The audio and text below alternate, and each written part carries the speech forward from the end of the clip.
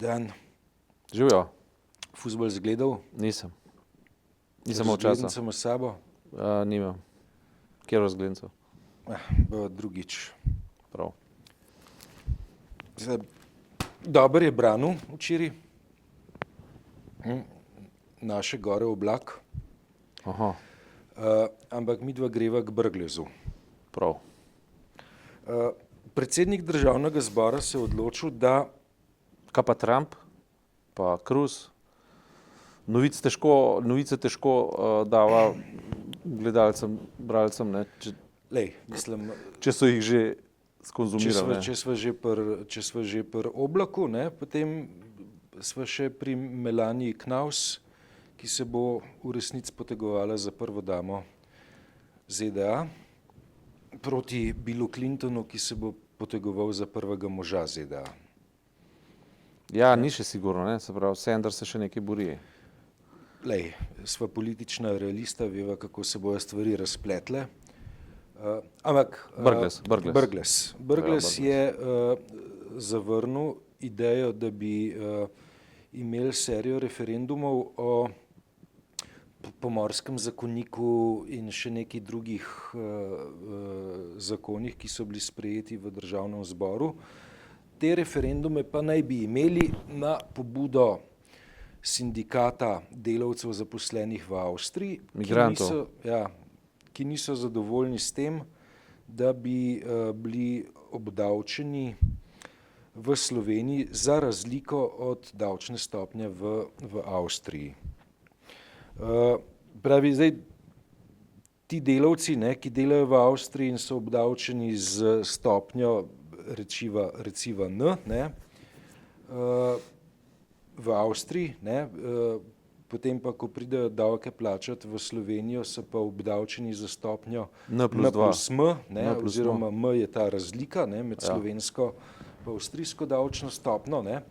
Imajo verjetno določen interes, da so ogorčeni zaradi davčne stopnje, ki je drugačna, ampak zdaj mi živimo v pravnem redu, ne, kjer ustava ne dopušča referendumov o davčnih zadevah.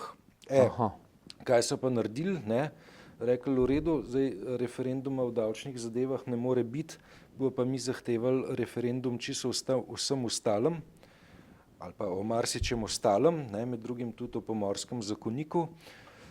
Z drugo besedo, ne, v neke zakonodajne procedure so se odločili nasut neki šodra, zaradi tega, da bi opozorili nase oziroma na domnevno krivico, ki se jim dogaja, oziroma na politični finančni problem, ki se jim dogaja. Predsednik državnega zbora je rekel, da gre v tem primeru za zlorabo inštituta referenduma in da zaradi tega referendumov ne bo poslal v proceduro, se pravi v proceduro zbiranja 40.000 podpisov, četudi so pobudniki referenduma zbrali zahtevanih 2.500 podpisov, kar bi potem omogočili začetek te uradne procedure. Mava tak zanimiv ustavno-pravni problem, ne, ali je možno ustavno pravico do referenduma zlorabiti ali ne. Kaj meniš? Možno jo je, ne? Ali ima država pravico to preprečiti? To je pravo vprašanje. Vprašanje je, ali je pravica, ali je sleherna ustavna pravica absolutna ali ne, ne? Pa midva nisva pravnika, pa se na tem ne bi izčrpavala, lahko pa nekaj v vsebinskem v smislu ustave poveva. Sva pa politična analitika, Janez. Okej, ampak ravno zato lahko poveva o tem, kaj je prav pa kaj narobe, ne? Kaj je duh ustave. Duh ustave siguren je, da je država pravična in da funkcionira. Pravičnost države je pač postavljena skozi zakone, zakoni so povedali, da je tako, ne, zdaj, če so slabi ali pa če niso slabi, zdaj, jaz sem na začetku, društvo Apache je bilo to prvo, ne, razumel kot, in tudi po televiziji so na začetku predstavljali dvoje, ne. Prvo, kar je, da oni služijo, da jim država ne omogoča dela, ne. Zato gre v Avstrijo delati ali pa nekam v tujino, ne. In to je bil očitek na državo, da je država dolžna njim zagotoviti delo. Deloma v ustavi to dejansko tako piše, da je država dolžna zagotavljati pogoje za delo in blaginjo in tako naprej, ne.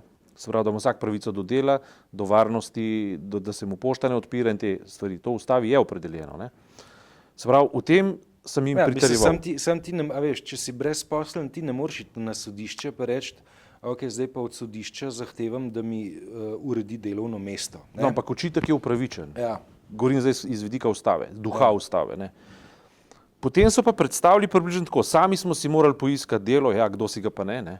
V Avstriji recimo, ne, in tam mi plačamo vse davke, zdaj pa pridemo, da moramo pa tukaj plačati vse davke še enkrat. Tako so takrat predstavili. Ne.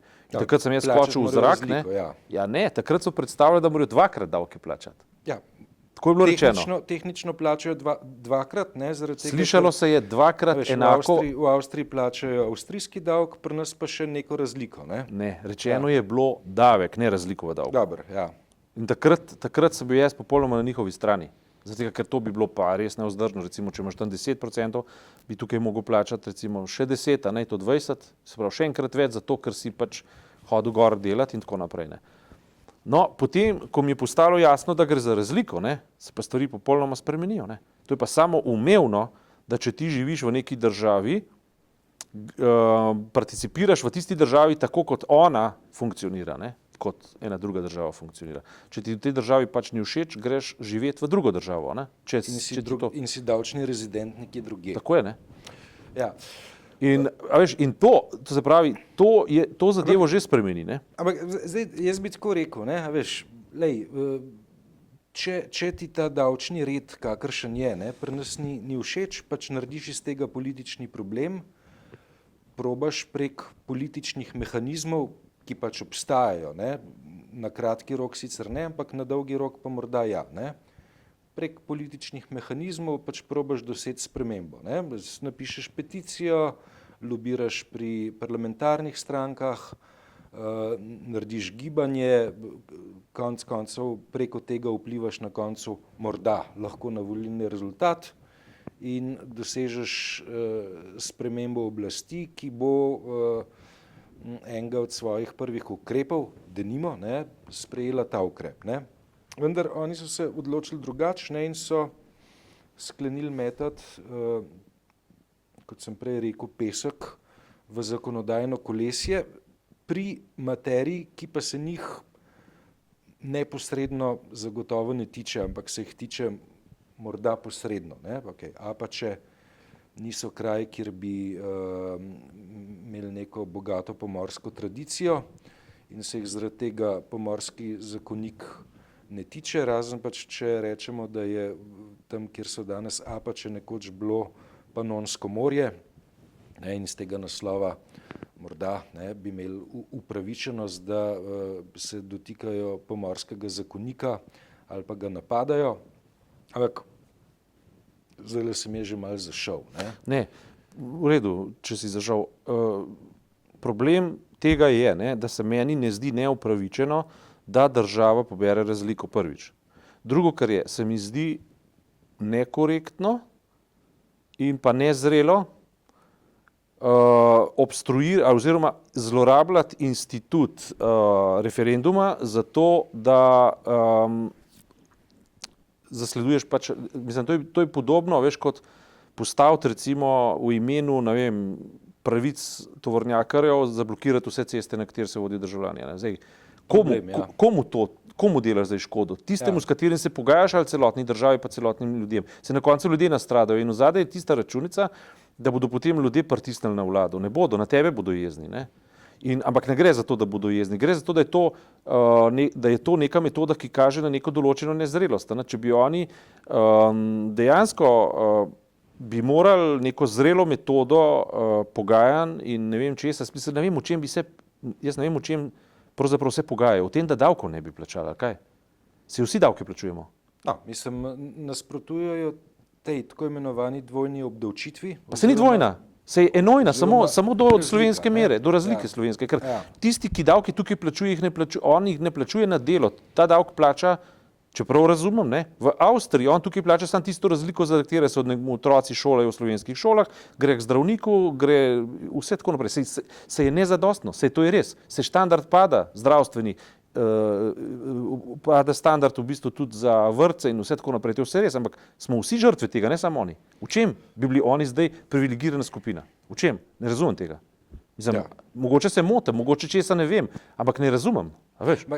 Vendarle, a ni tako, ne, da če imaš ti neko pravico, ne, v tem primeru pravico do referenduma, da ni predsednika z izjemo ustavnega sodišča, ki ti to pravico lahko vzame. So po regelcih, ne, naredili vse tako, kot je treba, ne, in hočejo imeti referendum o Pomorskem zakoniku. Ja, to si dobro vprašanje odprl, za katerega sem jaz na začetku rekel, da mi niso kompetentna, ker ne znava prava, saj teh fin, ne. Ampak lahko pa nekaj reče o tem, ne.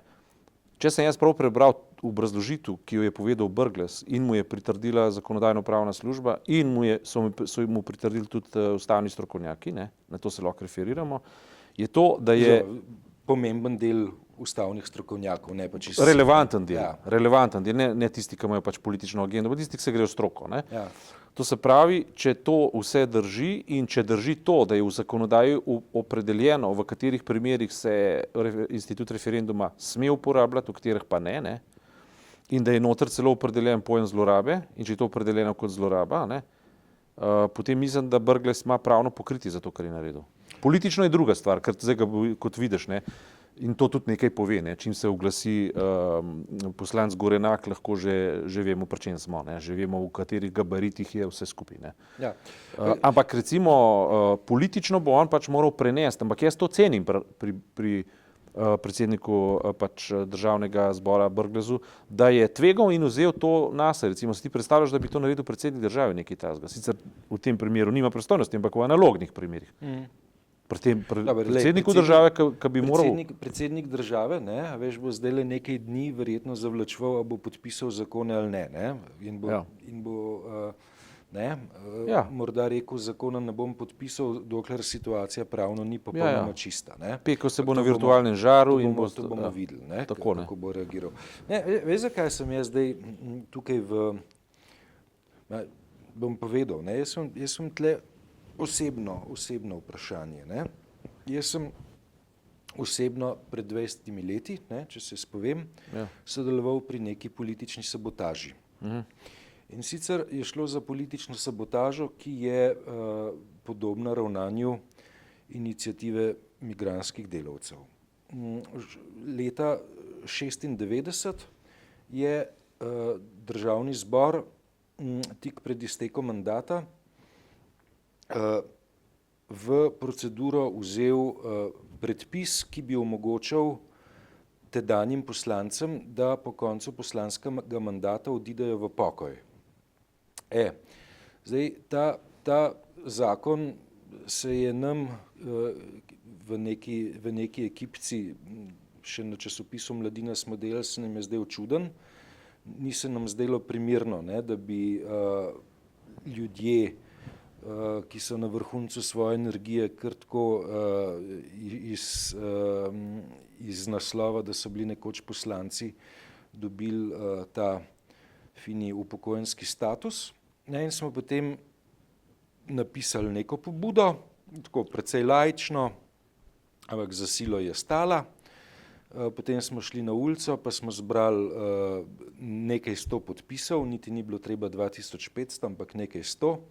Ne spomnim se točno, in potem smo to nesli v Državni zbor in vložili zahtevo za razpis referenduma o zakonu, ki poslancem omogoča, da gredo v penzijo.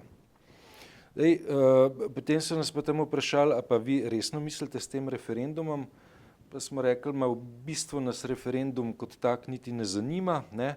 Tisto, kar nas zanima, je to, da zakonodajna procedura za določen čas obstane. In ker je zakonodajna procedura obstala, ker smo pač neko formalno pobudo vložili, parlament v tistem sklicu ni mogel sprejeti zakona o tem, da bi šli poslanci po koncu poslanskega mandata v penzijo. A sem jaz takrat zlorabil inštitut referenduma ali ne? Po tem, kar si zdaj povedal, če premislim, si ga uporabil, ne zlorabil, oziroma gre za dve pomembni razliki, ne.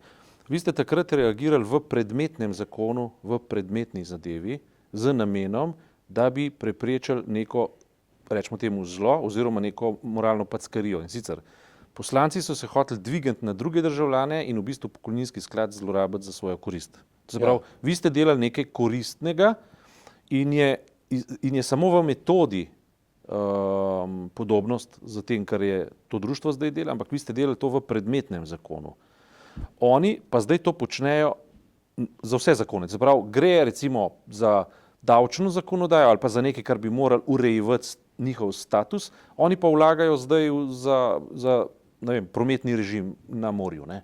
Ampak to je ena, a veš, to, kar počnejo neka taka državljanska obstrukcija.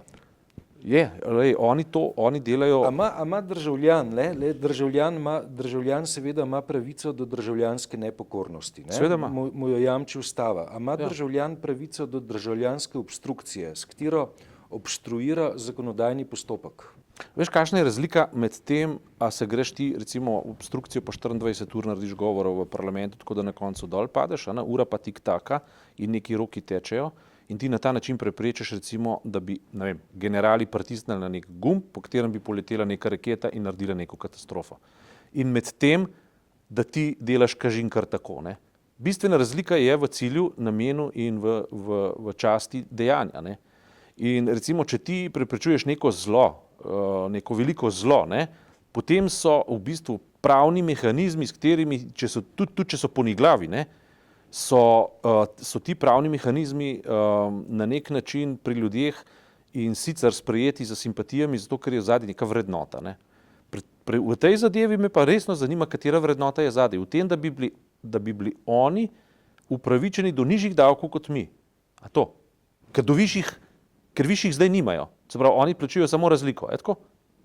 Se pravi, na koncu plačajo toliko, kot če bi delali tukaj. Ne? Ja. Nič drugega. Ne? Samo delo so si poiskali drugje. Če to drži, ne vem, ali sem kaj spregledal, ampak če to drži, v čem je problem? Ja, mislim se, če ne drži, potem pride ustavno sodišče pa reče, ja. Ne, ker na tej ravni, če bi oni morali plačati v skupnem seštevku več, kot plača recimo midva, ki sva tukaj zaposlena, ne, potem bi bila to velika krivica, logično. Seveda. Če pa na koncu plača isto, kot plačava midva, on bi pa si želel, da bi avstrijski zakoni veljali v Sloveniji, ne, potem pa jaz ne razumem, v čem je problem. Zato, ker dobrobiti te države uživa v Sloveniji, ne v Avstriji. Ne? No, mislim, v Sloveniji uživa dobrobit zdravstvenega sistema, dobrobit šolskega sistema, javne infrastrukture, dejavnosti ljudske milice oziroma policije, kot se zdaj reče, pa dejstvo, da je slovenska vojska članica zveze NATO, avstrijska pa ni. Ne? In če je to glede na avstrijski standard, pa glede na tisto, kar tam vidijo, slabše, a ne? Jaz to obžalujem, ampak smo vsi na istem. Za vse nas je to slabše, ne samo za njih. Ne? Mislim, resnično ne razumem, v čem je fora. Zdaj, če bi pa dejansko šlo za, recimo, da smo v letu 80, na koncu let 80, se spomniš, kaj vse smo se šli za to, da smo režimu pesek v mašinerijo metali. Ne? Vse živo. Med drugim, če se jaz prav spomnim, ko smo demonstrirali v korist Janeza Janše, ko je bil v arestu, ne? Če se prav spomnim, je takrat doktor zdravnik Keber, ne, Janši pisal zdravstvena opravičila, ki niso bile utemeljene v realnosti. Dobro, jaz sem bil tam zraven. Ja, no sej. Jaz se pa spomnim to kot stranski opazovalec. Jaz sem pa bil zraven, ko je doktor Keber to razlagal, pa se je zelo potrudil. Ne? Ja, da je najdu vidike. Da je utemeljil, da tam res neka aritmija obstaja. Ne? Dobro, ampak mogoče toliko let zatem mogoče celo razume, da je bilo upravičeno. Ne? Ampak takrat zanesljivo ni bilo. Ne? A veš, pustimo to. No, ampak recimo, jaz osebno mislim, da je uporaba ustave po njenem duhu včasih lahko tudi subverzivna. To hočem povedati. To si vprašal. Ne? Ja. Jaz mislim, da je subverzivnost dovoljena. Da je celo dobrodošla, ampak mora biti v duhu višjih vrednot ustave, ne? Spravi enakopravnosti in teh zadev, ne? Človekovih pravic. Ne? Tukaj imam pa vtis, da opazujem poniglavost, ne? Še posebej, ko se potem zarezonira neka politika, ki je jasno prepoznana po svoji poniglavosti, pa v bistvu določi frekvenčno območje, sprojecira na platno sliko in potem ti pa kar postane jasno, kaj se dogaja. Ne? Ker tista politika, ki rezonira, najboljš odslika ali pa identificira spočetnika neke ideje. Ne? Ja, mislim, to, kar se meni mota po glavi, je vprašanje, da te pasti, ne, povezane z slovensko referendumsko zakonodajo, ne, so v resnici znane od te poniglave operacije, pri kateri sem jaz sam sodeloval. V resnici je pa zmislil najin kolega Matija Grahto, ne, ki je opozoril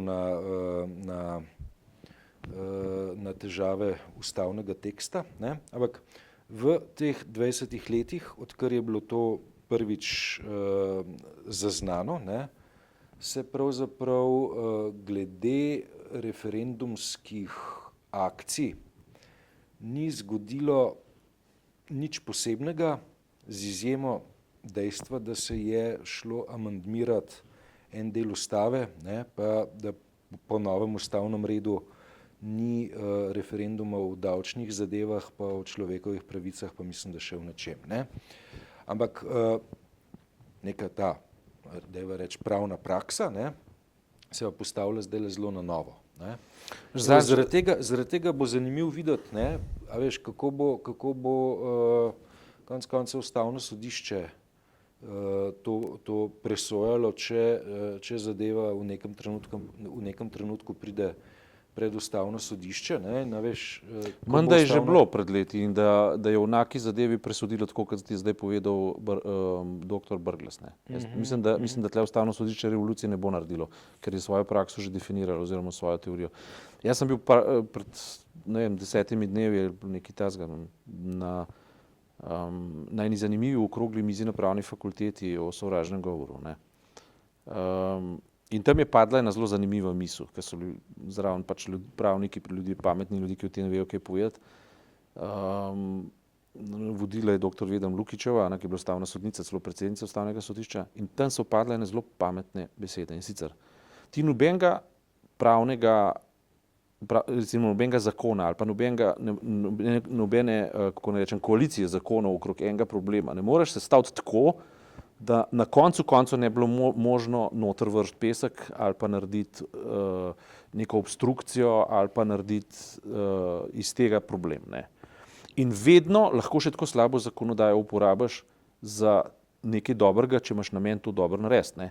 Ker vse zakonodaje pri nas so tako napisane, da jih je možno dobro uporabljati, ne. Zdaj, če jih pa ti hočeš, in zato pravim, ne, da subverzija je vedno možna in dobrodošla, če služi višjemu namenu, obratno pa ne drži, pa ne moreš pohvaliti nečesa, kar zlorablja napake zakona za to, da blokira in dela slabo zaradi, recimo, sebičnih, parcialnih, nizkih interesov, ne. In jaz mislim, da je to kriterij, ne. Zakonodaja ali pa pravo nikdar ne bo tako fleksibilno, kot je poezija ali pa simfonija ali pa glasba. Nikdar. Pravo bo vedno rigidno. Pravo je preprosto racionalno okorna zadevščina, ki jo postaviš zato, da stvari racionalno delujejo z vnaprej znanimi kriteriji, ne. Ves veleslalom, slalom, poezija, simfonija okrog tega, ne, ki se organizira v pojmu življenje, to je pa tisto, kar mora pokazati nek državljanski duh, v katerem, a veš, moramo imeti pa neko politično kulturo ali pa čisto preprosto osebno, človeško kulturo, družbena kultura, politična kultura.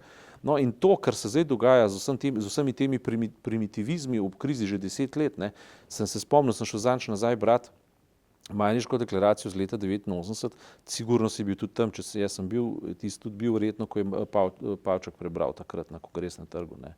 In če se spomniš v Majniški deklaraciji, takrat je bilo zelo jasno rečeno, mislim, da je bilo prvič tako artikulirano javno, ne, da hočemo samostojno, suvereno državo, potem pa, da hočemo državo, ki bo varovala človekove pravice in človekovo dostojanstvo in blagostanje, kolikor bo pač ga mogoče organizirati okrog družbenih in človeških okoliščin tistega gospodarskega prostora in časa, ne.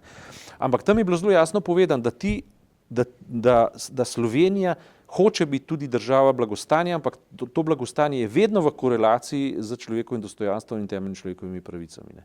Ta govorica, ki jo pa mi danes govorimo, oziroma ki jo danes poslušamo, ne govorimo, mi se branimo pred tako govorico, kar je samo po sebi simptom, namesto da bi mi govorico postavljali, se branimo pred noro govorico. Ne govorim zdaj o tem društvu, ampak o vsem tem, kar spremlja to vzdušje, da je ta govorica sploh mogoča, ne, konkretno govorimo o politični govorici, je pa preprosto govorica neke regresije in postavljanja nekih standardov, ki so bili že leta, ne vem, 89 samoumevni. Ne. Se pravzaprav o čem se mi da zdaj pogovarjaš? Se pogovarja o društvu Apache oziroma o društvu migrantov.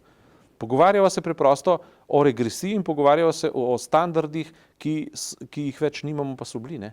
To je v bistvu tema. Drugače je bila to neka postranska tema. Se to je tehnično vprašanje davkov. Ne. Mi se pa naenkrat pogovarjamo o družbeni stvarnosti, zdaj hočejo zamenjati, mislim, so že ideje, da je treba zamenjati predsednika državnega zbora Brgleza, zato ker je sprejel odločitev. On je sprejel odločitev. Zakaj?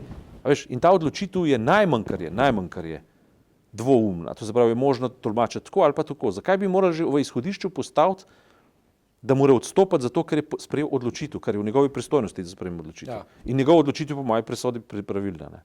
In jaz mislim, da bo tudi ustavno sodišče temu pritrdilo. A veš, v teh gabaritih pogovora ugotovimo, da smo mi danes na lestvici družbene debate, glede na leto 89, nekaj štenkniži. Ne? 6. Recimo. 6 se fajn sliši. 6. Ja. Končeva pri tej številki. Tako.